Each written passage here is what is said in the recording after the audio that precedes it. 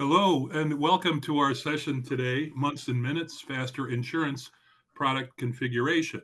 My name is Jim Erickson, and I will be moderating this conversation today. I am a market research analyst, and I work across several domains related to insurance very often and talk about some of the concepts that we're going to share today. And I'm really looking forward to this discussion. I'm sure a lot of the folks out there are familiar with some policy management solutions they have in their organizations. Maybe less so with some of the product management or the product configurators, which have more capabilities, more attuned, and more systems, and can lay on top of some of the limited tools that connect to core systems and repositories and so forth. And I don't think it's going to be a very technical conversation today because we're really talking about business outcomes. I have recently had the opportunity to meet with Decerto. I'm not affiliated with them, but I've enjoyed a meeting with our speaker today, Lukasz, who is the business development manager for their Higson product, which is what we're going to be talking about today, and some of the use cases and the opportunities presented in terms of how, business teams working together, cutting business release time cycles, time to market, things like that. So I'm looking forward to that education today. I want to remind everybody that we're recording this session. We will release a recording of this as soon as we have it available to you. And I have my notepad handy here, and I suggest you use the opportunity also to take some notes and have some questions for our speaker today. Anything we don't get to during the session, we'll be happy to follow up with you and share some other information. Whatever you need, feel free to get in touch. Okay, so with that, I'm going to hand things off to our speaker. I'm going to call you Lukasz today. I'm going to let you give us your last name so I don't mess it up terribly, although I do feel pretty good at that. I will let you introduce yourself. And as we spoke before, tell us a little bit about yourself, what you're here to talk about today. Okay, thank you, Jim, for the voice, and thank you for not misspelling my surname. I'm from Poland, generally speaking, and that's a difficult kind of language. So my name is Łukasz Niedośpiał. It's spelled differently, different Joe, as you can see, and I'm from the company Decerto. That is basically a software house here in Poland that dedicated its 20 years to cooperation with insurance industry in general. And what I will be speaking today, and to be honest, it's not a conversational topic. It may be more like sharing a story of what we faced with the cooperation with our companies,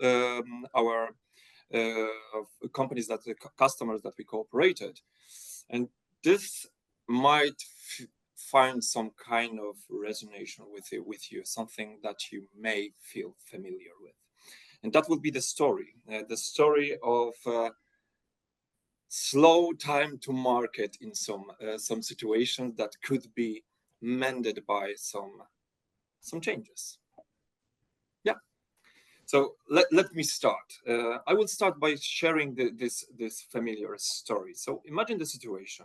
Basically, imagine the situation that your peers gave you a task. This task is a very simple task. You need to make your product profitable again.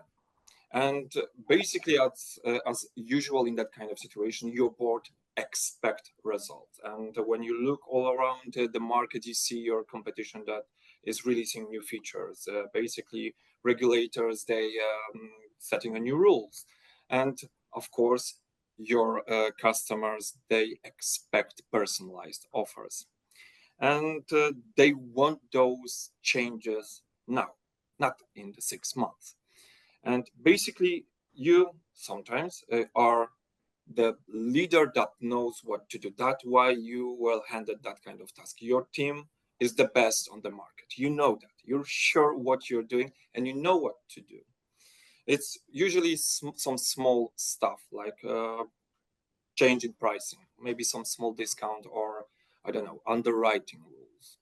But when you're ready, and your team usually is, you have to go to the IT department. And when you go to the IT department and you say, okay, we have this plan, we need to push it to the production as soon as possible. Then there are those stars that happen. They will open the release calendar and they will say, okay, let me see. Okay, so we are busy over here. The first release window, which I can feature, will be like 6 months. Take it or leave it. You can have something like this. And basically, that's what is the dread of most of the product managers. Basically, you're ready to run, but your, as we speak, shoes are nailed to the floor. And what to do next? What's the real reason behind this? You will know in a few seconds. Great. So if you could all just quickly select one of the answers on here, so we can get kind of a feel for where everybody is in their own workflow to enact changes in products. Hours or days, 1 to 2 months, 3 to 6 months, more than 6 months. Lukasz, I loved your example of shoes nailed to the floor. I think that paints a good picture for me of some. I'm familiar in working with insurance organizations and a lot of legacy infrastructure, core infrastructures. I think people accept this as just the way it is, right? So, Yeah. okay, so if everybody has answered and selected that input and submitted it, we'll go ahead and share the answers. Lukasz, if you want to go ahead and advance, and we'll show the folks what they're doing. So basically, before I will go further with my presentation, I would like to show what we faced during that kind of questions in our partners that we cooperate. So basically, the answer varies, to be honest, and I expect that answers in this poll will also vary in some way, because there are different kind of changes. So when we face the small changes, usually it takes small medium changes, usually it takes like a quarter of the year, but the bigger one, it's 6 months, and the most concrete, the biggest one, when you shift all of your, let's say, sales application or something like that, could take even more.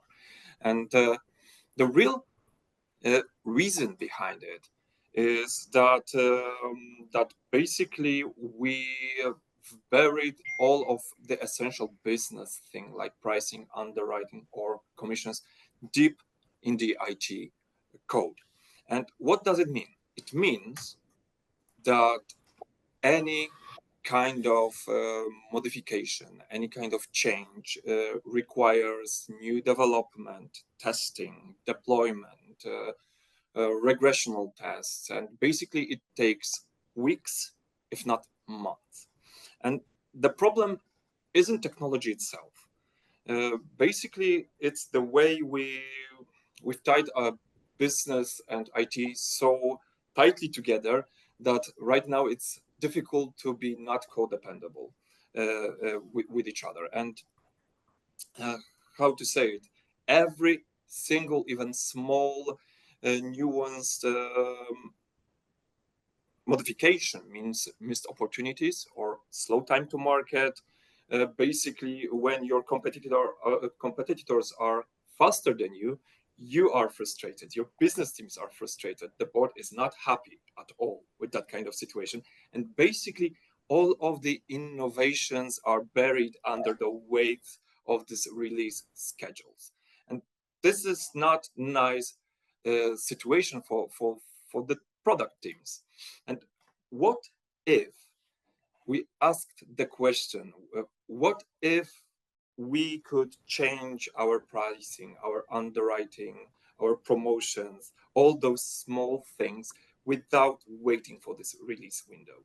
Or what if your business team could make those changes safely, instantly, with full compliance and governance built in the solution?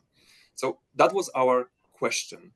And when we want to answer this question, we found one of the ways to avoid this kind of painful cycle of dependency. For that purposes, I will need to change my screen for a second, and I want to show you our insurance product configurator called Hickson. So give me just a second. I will share my screen with you. And that's the screen. Okay, tell me if you can see my screen right now. I would be okay. Jim, do we have you there? Can you see my screen, Jim? Sorry. Yes, I see your screen. I'm sorry, I was a little froze out there for a minute. I'm with Yeah. you. I'm caught up with you. We had a little freeze problem.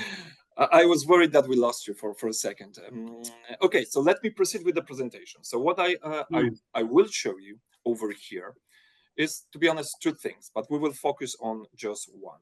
This thing that you see right now is it's typical sales application in some of the some people work. So basically, what you can have here are examples of what you can sell, and what I will use to show you how flexible with modifications you can be.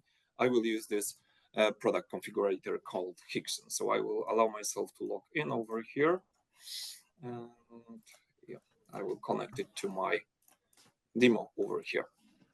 So, in the usual situations when we want to prepare in advance to, for example, some renewal of the offering, or we would like to personalize some kind of offering for the customer, we need to go as the salesperson to certain customer. And allow me to just find and open some layers of it. I need to fill some data. Jim, if you want to ask me any kind of questions, just feel free. I will answer them immediately. Sure, I'll be keeping tabs on here. This is very rubber meets the road. This is the part I'm interested in very much. For all the reasons you talked about, Lukasz, you know that if we can disintermediate some of those revisions and testing and modeling and delays that that's the whole agenda that I want to show it to you. So basically, the product configurator is not only the place where you can do modification and so on. This particular one, Hickson, could be also a repository of data, which will be right now a nice example. For example, I don't recall all of the specific data of the cars that we have stored in our system. Would be, I believe, unthinkable to do. So, for example, in this particular case, I need vehicle data over here. So I need some particular VIN number to make the connections of the vehicle for the customer. So what I will do, I will go directly to the repository data in Hickson, and I will pick BMW for me to fill the data inside the sales application to just follow the steps. And basically, when we connect all of those information, they will be pulled from this product configurator directly in the sales application. So basically, you don't have to remember what is where in which Excel file or something like that. This is huge help. Let me just fill some data to make our example more reliable. And maybe I will just pick random dates. So our Mr. Michael will be like a reliable person. So, okay, we have now our scope of insurance, our product ready to prepare for our customer. And what we can see, we have some options of this products over here in the sales application. And basically it's set as a strict value over here. And we would like to do some modification because we want to personalize it for this particular customer. So all the personalization, all of the content change are happening inside Hickson, inside the product configurator. And let me now, for a second, just imagine this. Remember this screen over here. I will go back and forth, but it's important for you to have the idea of the sales application. Why? Because we believe that if the initial deployment of this product configurator is done properly, it is easier to learn the use of the new tool when it resembles something that we know. So basically, what I mean, we usually we put in the business domain configurator, this place over here, I call it the mirror structure of the business application. So basically, it will contain the same things that we face inside the business applications, like options and coverages, the list of the coverages. These are the names that are familiar for us. And let me go back over here. So we have those options. We have a bronze option, silver option, gold options, and we have some list of the coverages on the left side. This is very simple example. And imagine just for a moment that I would like to change this particular premium for something else, something completely different. So the usual way will be, even with this small task, will be sending a ticket to IT and waiting for the change. And that usually takes time. And with Hickson, Exactly. it's not the way. So basically, what you will be able to do is you can modify it on your own. And thanks to this logic, this mirror logic over here, if you want to change medical premium in coverage, you will find just medical payments in the coverages list, and you find in the list of attributes the name of the thing you want to change. In our case, it's premium. So basically, to do that kind of modification, I just need to click on the active link over here, which basically will take me as a flow to another place. What I'm opened right now over here by this clicking is actually a new feature that we've added based on our business user research. This flow chart is showing us the whole flow of the logic here. And you already saw the first part, the validation of inputs, when I put the VIN number that pulled all the necessary information to the business application. Now, in this particular moment, I'm concerned about the calculation of premium. So what I will do, I will open the specific thing for addition. It's called decision table. And basically, this is the super simple scenario. We have a list of input information which are are in our business application, like the coverages, the genders, the limits that are there. And our task was very simple: change premium in particular coverage. I will narrow things down. I know that I want to change 55 over here because it's just 155 right now. It's very simple example. And addition is like that, Jim. Imagine I will hit Right. edit and I will do the change just like that.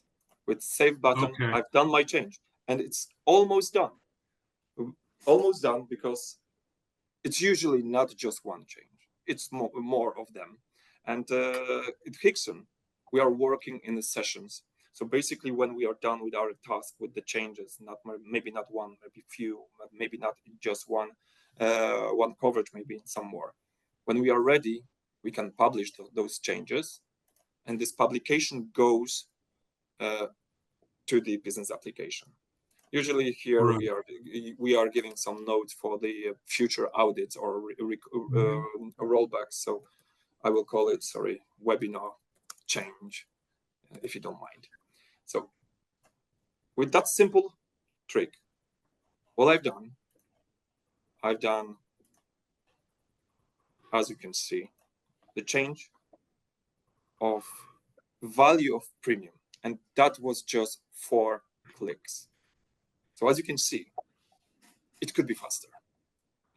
Okay. Let me stop you here for a moment Sure. and ask a couple of questions. Um, Before we were so rudely interrupted there, I was already formulating a couple of things. So, first of all, I didn't see any code being written here. This is a user interface dashboard. Um, First of all, who is the person who would, what kind of person might see this tool interface?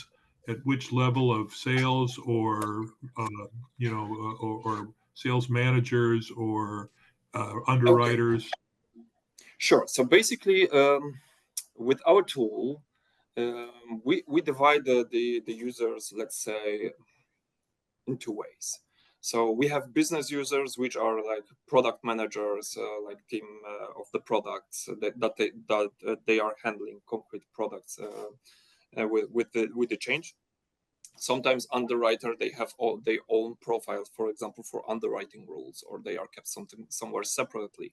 And also also the use of this tool is done by the IT departments also, because it speeds their process. This tool is connected directly, for example, with the legacy systems by the APIs, and they do not have to do um, any kind of let's say rerouting of the actual existing code. They just Right. do the modification in this particular place, which is easier. Well, people Yeah, hear on this end, they hear low code, they hear no code. yeah, Sometimes low code is code. And yeah, that's true. it's interesting to me that you mention IT as a user too, because I think they face some of the same bottlenecks as everybody else, and the same, backups of work orders and things like that. So, do they? I guess you could actually share the results of this. And again, you're operating against the same core systems. Um, certainly one of the things that jumps out immediately is obviously in a very regulated industry how this product is overlaid and how it's delivered.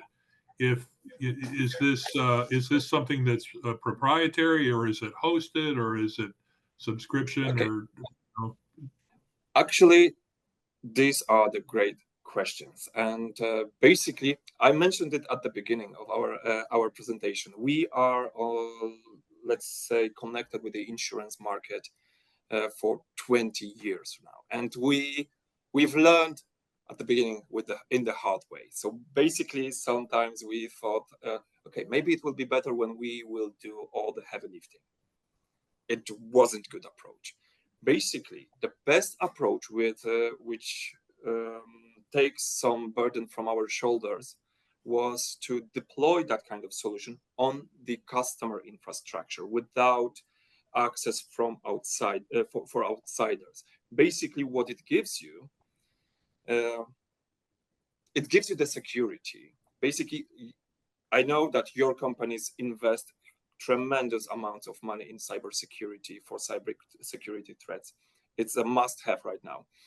And when you put that kind of solution behind those steel, let's say, doors, they are as safe as the data that you operate on your data structure. So basically, it's super safe.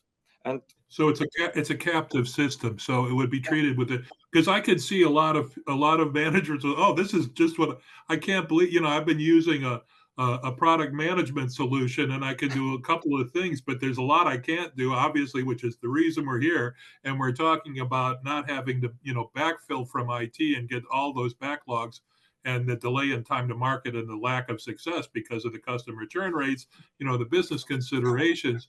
So, as much as I know a sales manager loves seeing a product like this, they're also going to hear from legal, they're going to hear from governance, they're going to hear from compliance. Like, wait, hold your horses. So, I think it's very important to establish those requirements. And of course, all the insurance markets have different regulations and uh, yeah, different requirements too. So they can sort of address this alongside the same governance and compliance models and controls that they have internally, because it's working strictly against internal systems, is what you're telling me, yeah, I think. exactly. And that kind of systems. Sorry, I will. I sometimes I have loose chains of thoughts, especially if someone asks me an interesting question. So basically, that kind of solutions are, I would say, made for the federal governance, where you have different requirements for example, different states. You have different law, different requirements, different Exactly. situations. So Precisely. Yeah. so we've heard that, for example, in some state you cannot use this one. In some states you cannot do things completely different.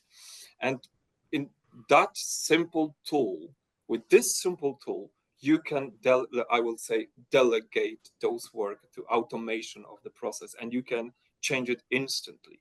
And what's more, and that's also connected with kind of legal and governance and compliances question.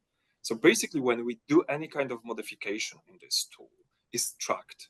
Any kind of modification is tracked, and you can easily access the story, the history behind all of the changes that you've prepared. So, for example, I've just changed this 55 here few minutes ago, and if I go to the show history over here, I will have the list of all of the changes that were done in this particular decision table.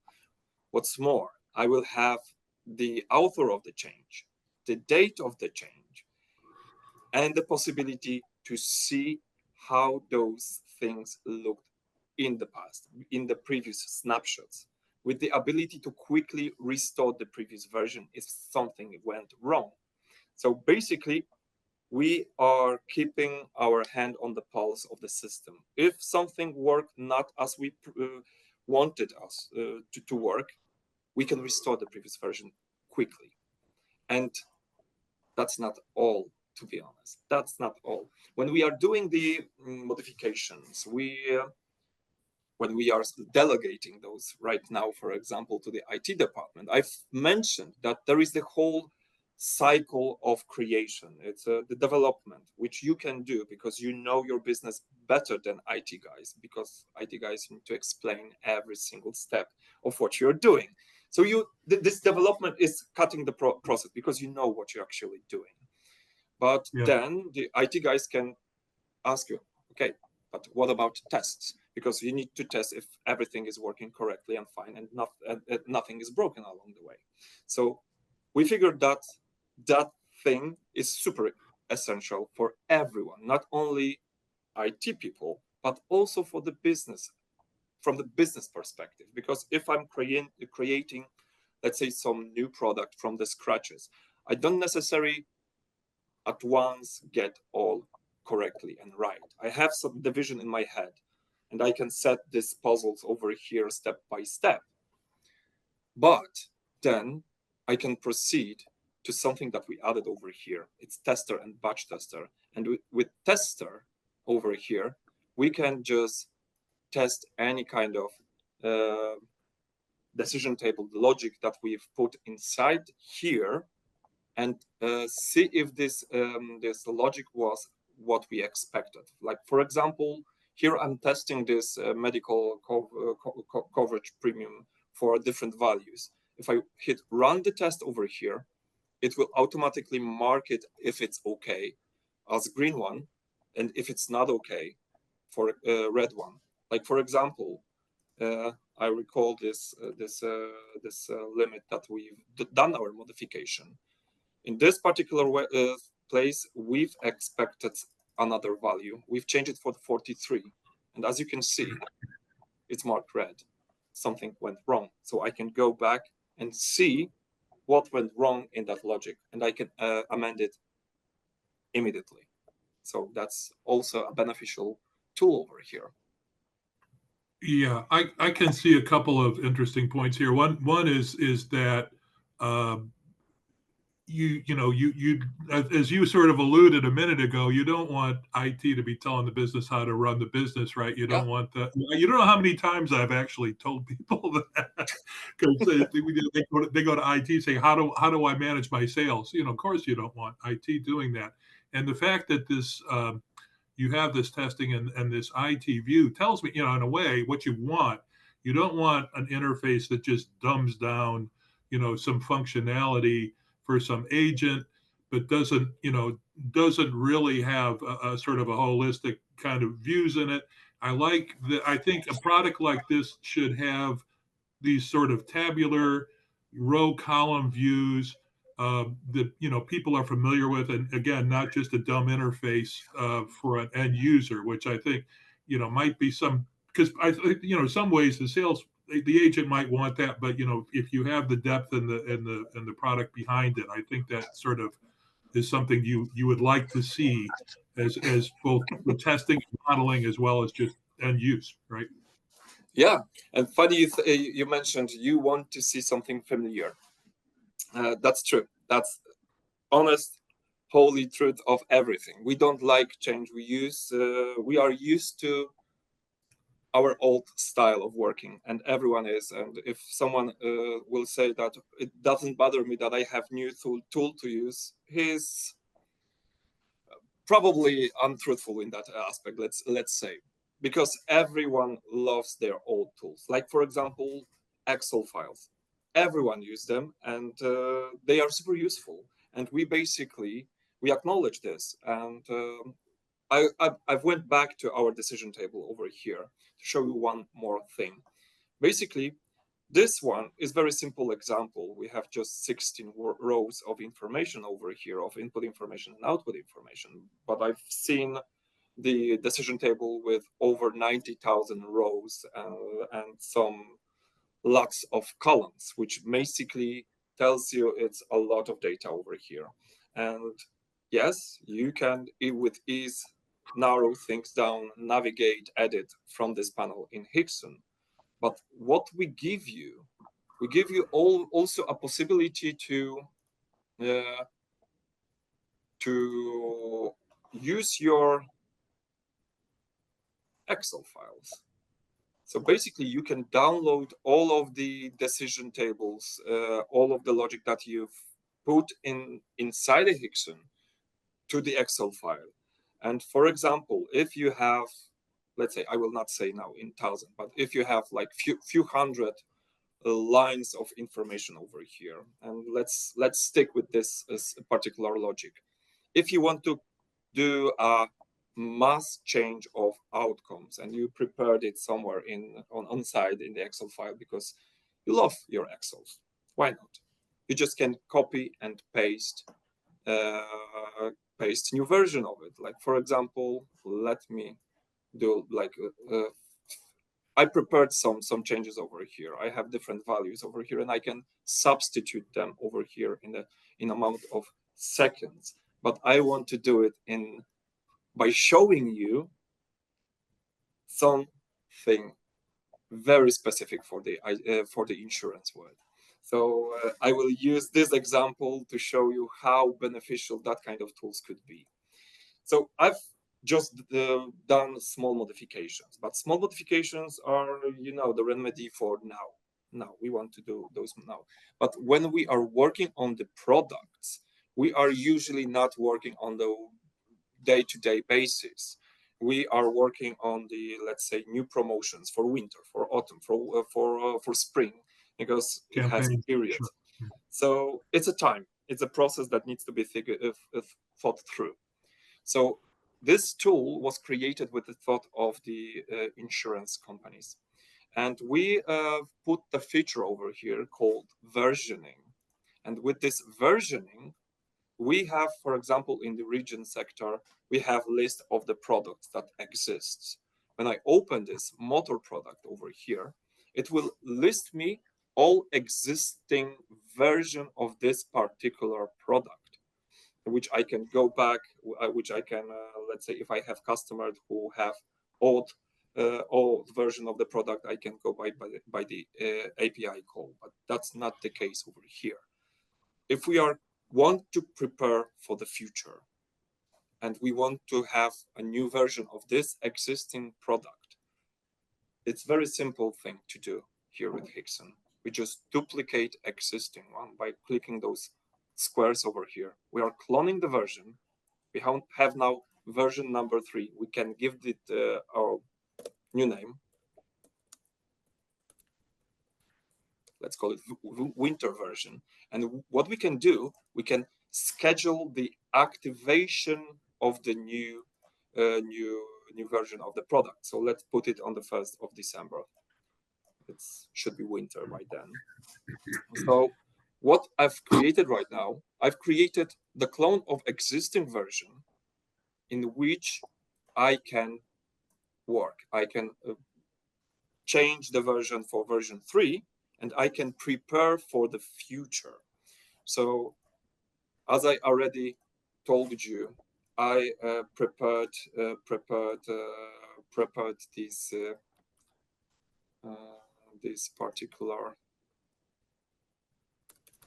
this particular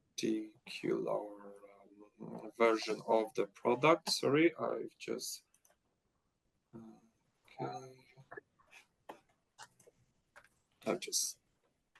I will let you wrap this up, and then I want to get on to some Q&A too, Lukasz, because we have a few questions coming in, and you'll also have a link to get a hold of Lukasz after this event too, so he can follow up with you directly, or someone from Discern can help you out. But I have one more question before we get to this. Sure. But go ahead and finish what you're doing here. Okay, so I will finish what I'm doing over here.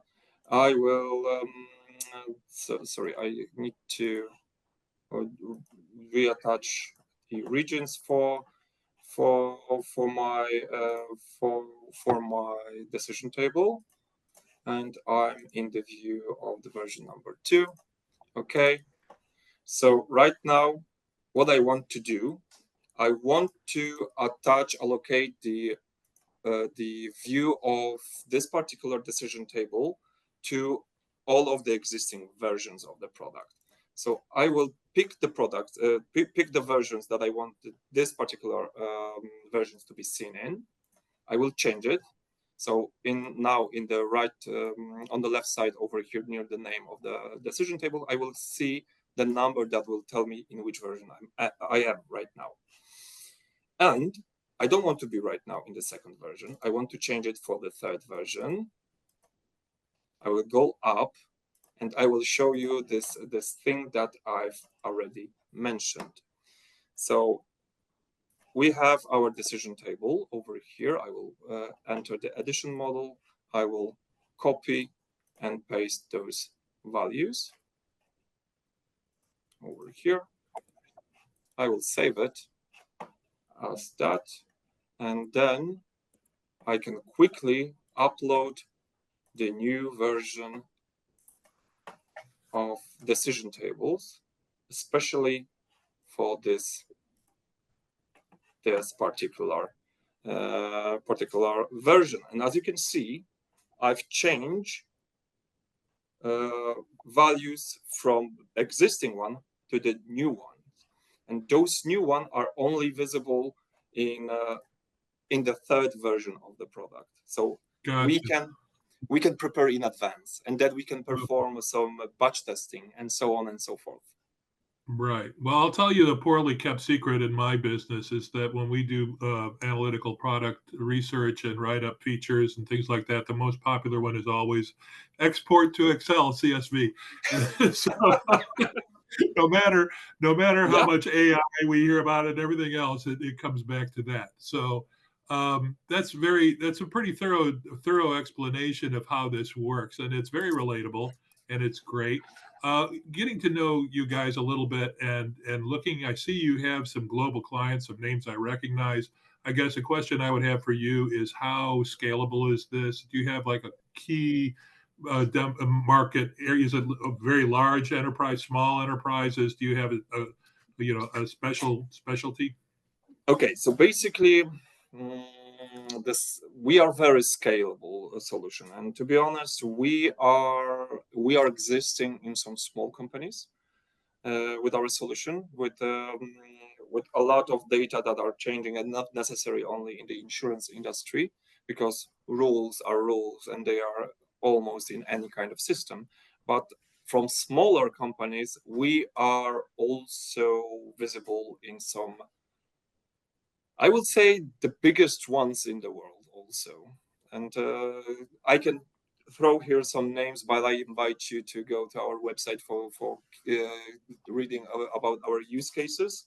I think you will find them interesting, and some even very familiar to your problems, your challenges that you're facing. So yeah, I like I say, I recognized some of the names in there, and I think for some of the audience you're reaching today probably aren't that familiar with Discern or Higson. So I'm maybe you want sure to. that they are. Yeah. Yeah. Well, maybe you want to get to like sort of your closing here, and so we can just kind of we're not going to have much time for Q&A, but maybe if you want to sort of summarize what we talked about today Okay, on a following slide, and we I can. would I would love to do so, but I want to show you just one more thing, one specific thing Okay. that you actually put out there. You mentioned about Okay. AIs and so on and so forth, and we don't like to stay behind. And we also in with Hickson we employed something that is cooperating with the AIs, and we basically use the AI languages to help automations of the processes. So basically, those decision tables they can be done manually as I've just showed you, but also we can also I will use the version 2, sorry, because it's connected to my demo. We also figure out that creating the AI logic would be super useful. So basically, we are creating AI models support, and you can train the AI to do your bidding, let's say. And I can show you how we can do it with when we will go back to this our sales application, and with just we have like few minutes. So I We can actually do have a little more time than I thought. I'm sorry, Lukasz. I was misreading my clock. I thought we were okay. close. We actually have some time to go, and I'm enjoying the heck out of this. So please No, continue. no, no, that's not a problem. So Okay. basically, I just want to show you one more thing. We train our AI model, this connected over here, to help us, let's say, monitor the risk assessment of our customers. So basically, what we can do, as you can see in this particular case, Mr. Michael has zero accidents, so one traffic ticket, so he's kind of good driver over here, so we don't have any kind of alerts.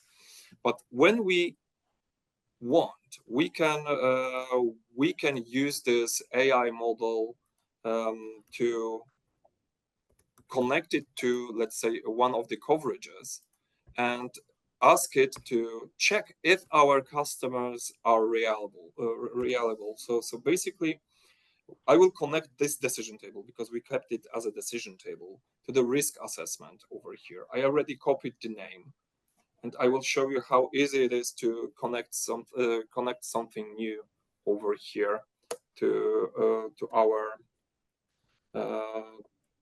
our system. Sorry, I've made a mistake over here. P. Okay. And I've just connected the AI model over here by copying the name of the existing decision table. It's like copying the link.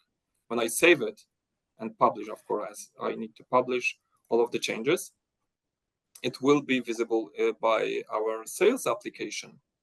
And by that, I will show you what will happen. I will go back one step, and I will fill some data over here. Let's put Mr. Michael under the scope of our underwriters over here. So I've put him, I've give him 100 accidents and 100 tickets. Usually in some organizations it's connected to some central repository data, so it's pulled automatically. When I go back and hit next over here, we will see the alerts wherever we connected our model. So basically, I've connected it over here to make a look. It's a simple model. It's just pointing. Okay, here we need to pay attention for this one because he requires our underwriting notice because something is wrong, and we can retract back, or we can delegate this task to further investigations. Of course, you can train your AI model differently to go and do different tasks, but that automation also exists with the Hickson product configurator. So it's quite neat trick over here. Yeah, so I think we can slowly wrap up our presentation. I will stop sharing my screen right now and go back to the presentation. No, this is great. This is really helpful, Lukasz. I want to tell our producer. I think I had some looking at questions before. I seem to have lost my Q&A panel there briefly. I don't know if you guys can refresh that for me or if that's something I need to do, but I did see some good questions coming in. And I want to remind everybody that you can submit stuff now or later, and anything we don't get to today, we'll be sure to follow up with.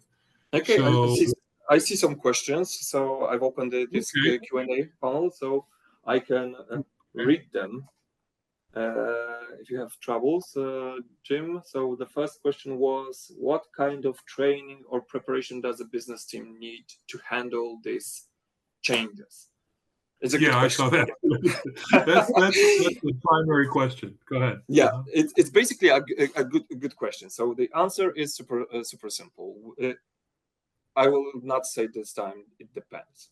I will say I will answer with a short story over here. I'm a business development manager for this particular product, and I had to learn it on my own.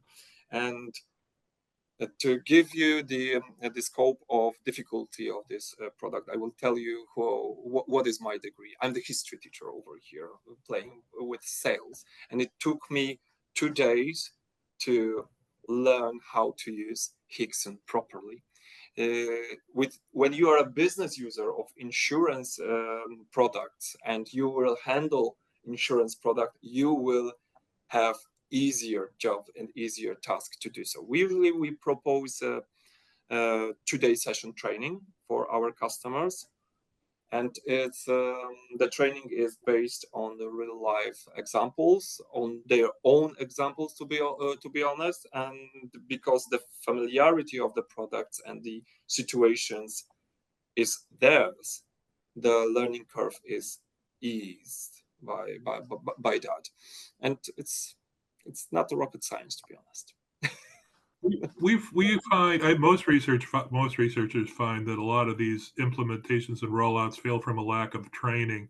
So that is one thing. And I like that you mentioned earlier too that it was a very sort of famous thing many years ago when the biggest software company in the world had came up with this miraculous CRM product, and their motto was, "We're going to change the way you do business."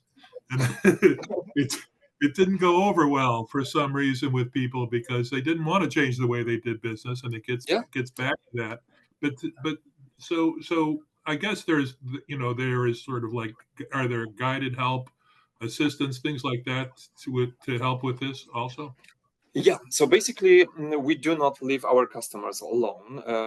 First, the training is you can choose the way of the training. You can have a trainer that will explain every single step for you. You can do the training on our dedicated platform, but you are not left alone with the product after.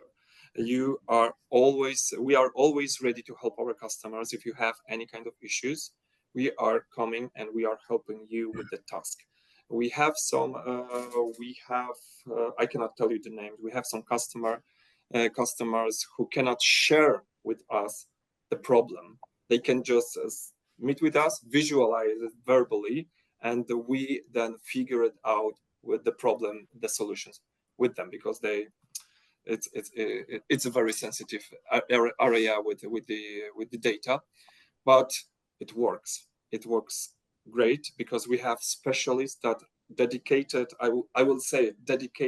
a huge part of their life for being a specialist in the IT and insurance. So basically, This is done by the people who know what they are doing and what the insurance world is facing. So you will never be left alone.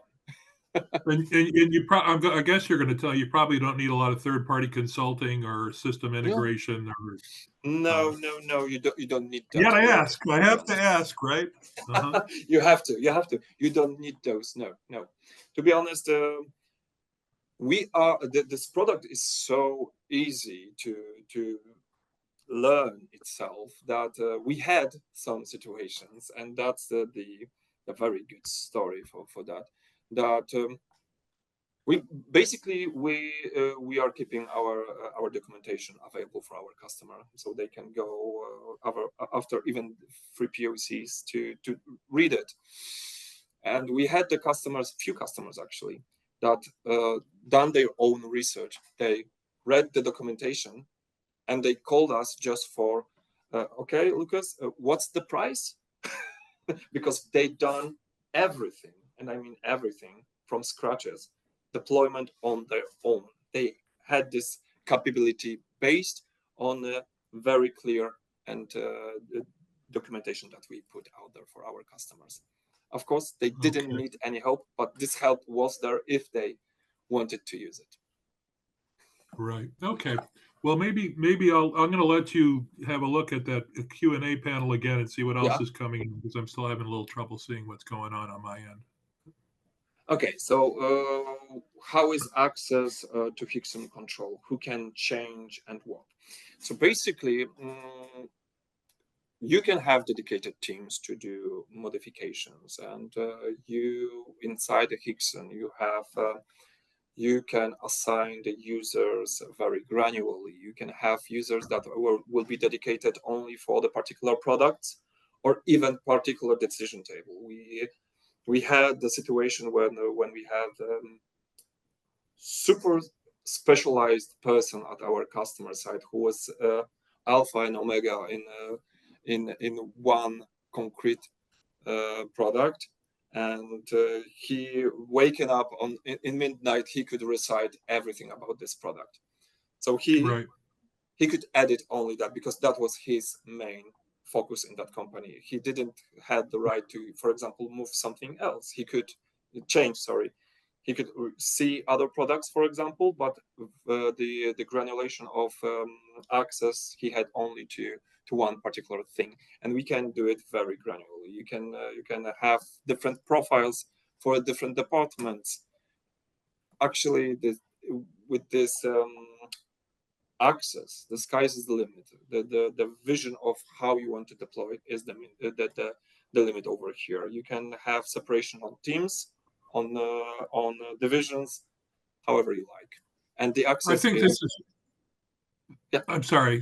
I think this is very important, because I spend a lot of time working on governance, and certainly there's at one level there's policy management, but I know a lot of insurers are really trying. A lot of carriers really want to optimize the business goals of their policy management. They don't want to just put guardrails up on everything and have access control. So I guess what you want is you want something that, whether it's through a single administrator or because it's a captive system, in the infrastructure, it can interface with governance teams, or they could see this also, or there's a way to control it that's not, it's auditable, like you say. Also, it's very important too. And also there is this one thing. When we are facing and when we are controlling on our own by, let's say, single person of the product, it's not ideal. Let's face it, it's not ideal. That's why you have teams for people. And this managing history that I showed you allow you to have the full view of what was changing and how it's changing and when it's changing. So basically, it helps you to, let's say, monitor the work and the progress, especially when you have divided the work for the team. So one person will handle one chunk of the data, and second another chunk, and you can see what modification has been done and when those modifications have been done. So you're not duplicating your work over here. So that's also, co-beneficial. Of course, you need to have this clear work kept with your system and colleagues, but you can see all of those changes. And that kind of tools allow you to monitor all of it and allow you to do those changes smoothly. Is that repository something that's in the Hickson? Yeah, so basically you have So in Hickson, Hickson has its small database built in. We use H2 database that stores some of the data inside. So it's always there. It's accessible, and it's there. Yeah. Okay. Of course, it's on Okay. the side of customer over here, so it's accessible by them. Great. Okay. That's so far so good. That's very interesting. I think we have time for maybe one more question if you want to pull something up there, and then we're going to show you. He's going to share you. Lukasz will share a slide with his info on it also at the end, so you'll Yes, be able that's true. I'm focusing on the Q&A right now. Of course. And one of the most important things is always forgotten. So basically, to answer a good picture, by the way, Luke. Oh, thank you. It's actually in our office in Warsaw. It's a beautiful place. I invite you all. Another good thing to let people know: you're in Warsaw. Do you have a presence in North America, other markets? Yes, of course. We have our presence. We open our bureau in United States, and we have our employees now. We are also recruiting actively new employees for the Certo, but we also are on the ground of United States, especially that we would like to spread our wings there. So it's that the presence is, let's say, mandatory by us. That's our own goal to establish the new place where we can new base. Let's call it. Okay. All right. Well, we're down to just a couple minutes left before we have to conclude. And thanks everybody for staying with us. We'll send along a recording of this session as soon as we have it available for you. But Lukasz, if there's any small question, or if you want to summarize, or say if there's anything you really want to get across at the close of this session today, I'll leave the floor to you. Okay. So one more thing. I'm always available for the contact. You can see my data over here. If you would like to know more about Hickson and Decerto, just reach me out. And one more thing out there, we gladly can help you with any kind of problems, especially in insurance. And just reach out, and we're there for you. Sorry, that's the only thing I wanted to add. Thank you, Jim. Well, that's what people they want. Well, we used to say they want one throat to choke, right? So I guess that's you, right? That's me, exactly. I'm sure there's more good folks over there with you too, ready to help folks. So again, have a note of this. This is how to get a hold of Lukasz. A very informative session today. It brought me up to date on product configuration.